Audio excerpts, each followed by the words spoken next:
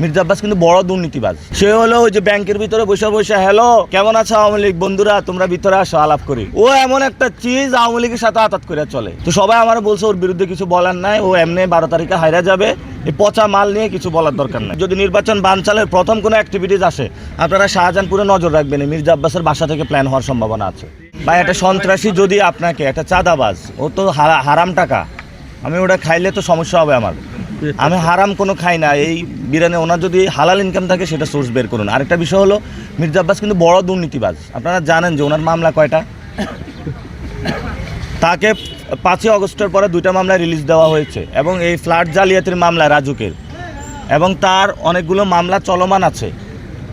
তার নামে অনেকগুলো দুর্নীতির মামলা হয়েছে, ওই মামলাগুলো গেল কই? হাওয়া হয়ে গেছে। সে পুরা আওয়ামী লীগ আমলে আন্দোলনের কারণে মামলা খাটছে কয়টা? মাত্র 7টা। মির্জা ফখরুল কয়টা খাটছে? 129টা।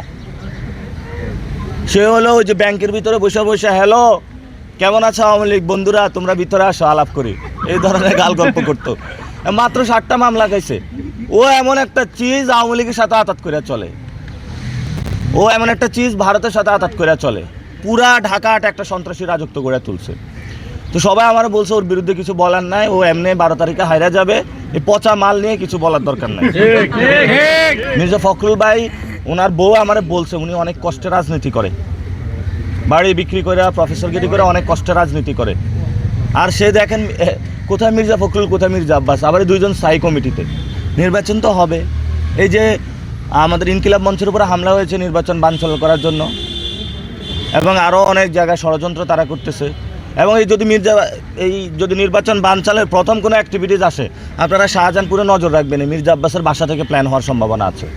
ওই বাসাটার মধ্যে আমি মনে করি আইন শৃঙ্খলা বাহিনী এবং গোয়েন্দা বাহিনী সেখানে অনুসন্ধান করা উচিত, তল্লাশি করা উচিত। ওইখানে কোনো অস্ত্র থাকতে পারে, কোনো ষড়যন্ত্র হতে পারবে নির্বাচন বানচালের উদ্দেশ্যে।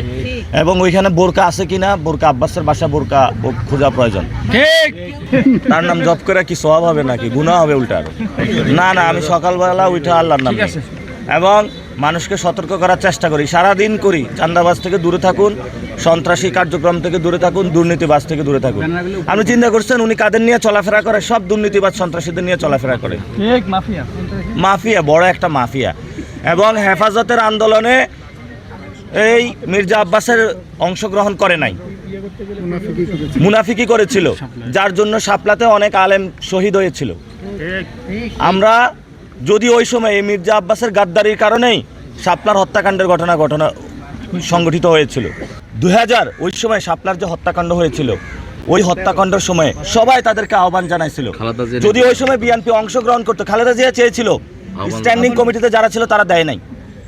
এবং এই ঢাকা শহর কন্ট্রোল করে কে? মির্জা আব্বাস। উনি সবাইকে নিবৃত্ত করে রেখেছিল। এগুলো ইতিহাস একদিন না একদিন মানুষের সামনে আসবে, তাদের বিচার করবে।